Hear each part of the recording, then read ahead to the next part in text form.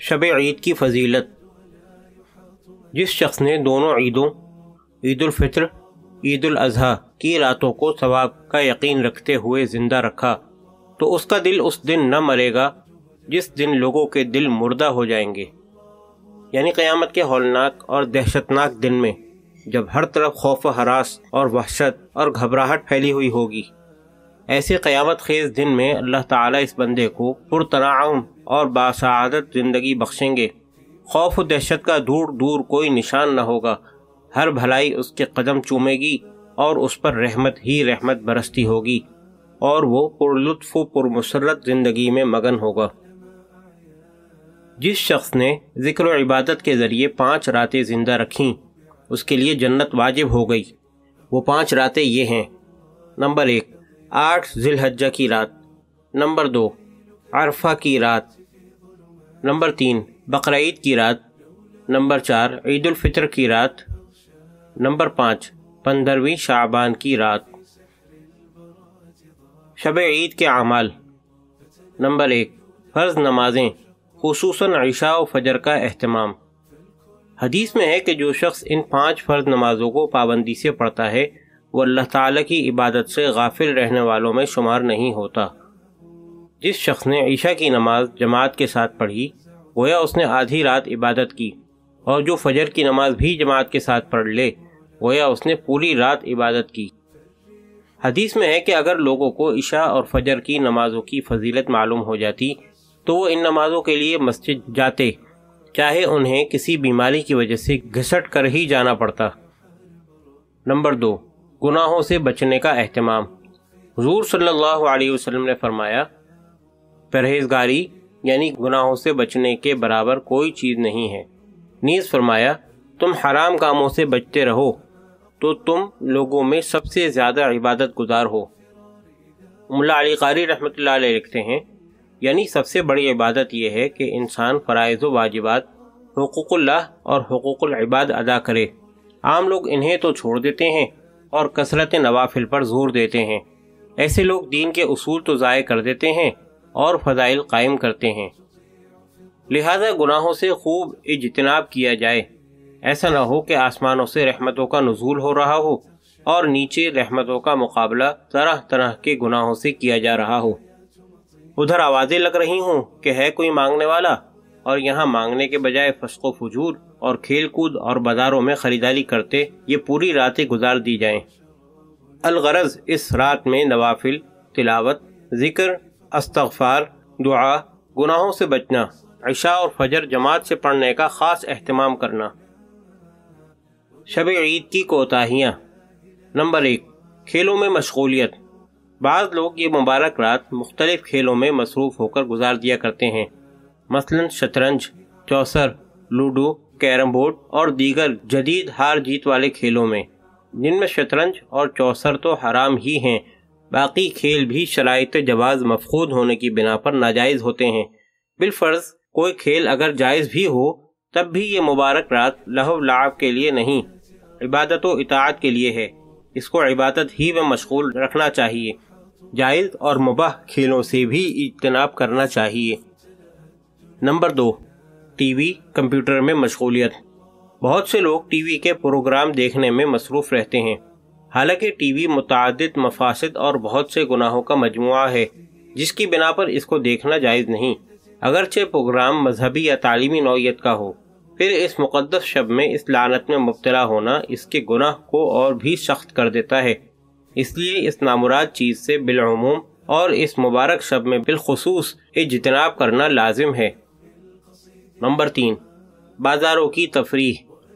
بعض لوگ اس مبارک رات میں بازاروں کی سجاوٹ، چمک دمک، خریداروں کی کثرت دیکھنے کے لیے بازاروں میں تفریح کرتے ہیں اور اس طرح رات کا اکثر و بیشتر حصہ ضائع کر دیتے ہیں، جبکہ بازار روئے زمین پر حق تعالیٰ کے یہاں سب سے زیادہ بدتر اور مبغوث جگہیں ہیں، جس کی وجہ یہ ہے کہ بازار اکثر گناہوں کا اور بڑے بڑے گناہوں کا مرکز ہیں، مثلا عورتوں کا بن سنور کر بے پردہ خرید و فروخت کرنا اور بازاروں میں گھومنا، گانا بجانا عام ہونا، دھوکہ، فریب، جھوٹ، غیبت، گالی گلوچ، لڑائی جھگڑا، کم تولنا اور کم ناپنا، ملاوٹ وغیرہ کرنا۔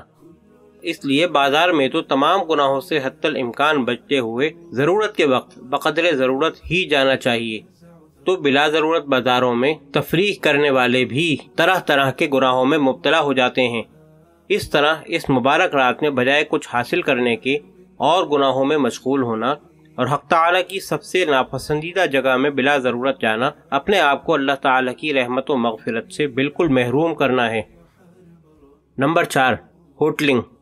بعض لوگ اس رات ہوٹلوں میں ٹھنڈے گرم مشروبات پینے میں مصروف ہو کر اور گھنٹوں ادھر ادھر کی فضول باتوں بلکہ گناہ کی باتوں میں مشغول ہو کر اس مقدس شب کا بہترین اور اکثر حصہ ضائع کر دیتے ہیں، جو سراسر محرومی ہے اور گناہوں کا ارتکاب الگ ہے۔ نمبر 5، فضائل سے ناواقفیت۔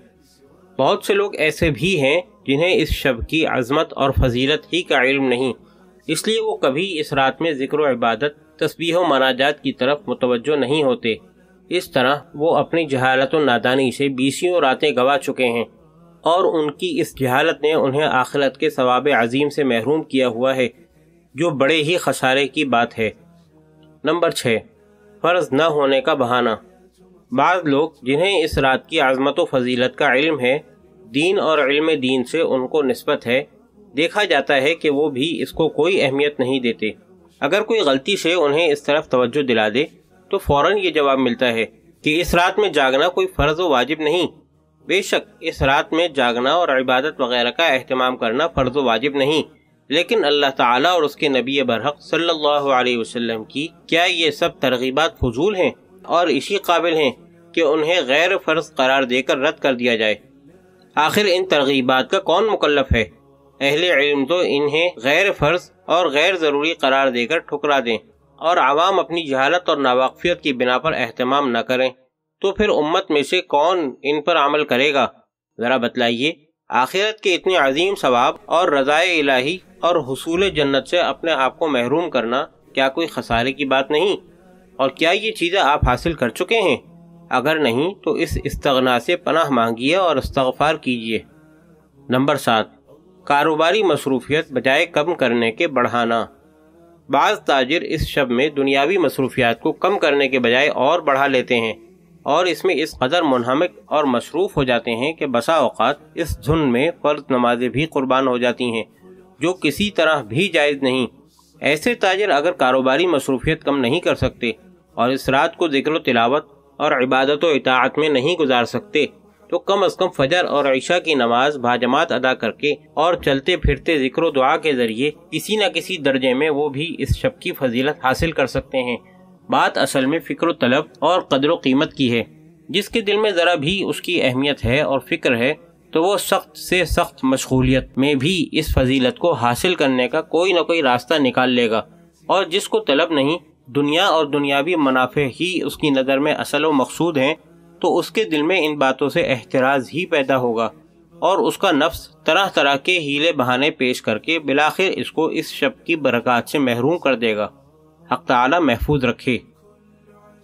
خلاصہ یہ کہ یہ رات بڑی مبارک اور انتہائی اہم ہے، اس کو بے حد غنیمت سمجھا جائے، اور ہر شخص اپنی طاقت کے مطابق زیادہ سے زیادہ عبادت و اطاعت، ذکر و تلاوت، تسبیح و مناجات اور توبہ و استغفار کا اہتمام کریں، اور زیادہ نفلی عبادت و اطاعت نہ کر سکے تو کم از کم گناہوں سے تو اپنے کو دور ہی رکھے، اور تمام رات کوئی نہ جاگ سکے تب بھی کچھ حرج نہیں، آسانی و بشاشت کے ساتھ جتنی دیر جاگ کر عبادت کر سکے اتنا ہی کر لے، اور ادنا درجے میں اتنا تو ضروری ہی کر لیا جائے کہ عشاء اور فجر کی نماز باجماعت مع تکبیر اولیٰ کے ادا کرے، اور درمیان میں کسی وقت اگر سب کا آخری حصہ ہو تو زیادہ بہتر ہے، تھوڑی دیر عبادت کر کے دعا اور مناجات کرے، اللہ تعالیٰ سے اس شب کی رحمتیں اور برکتیں مانگے اور توبہ اور استغفار کرے۔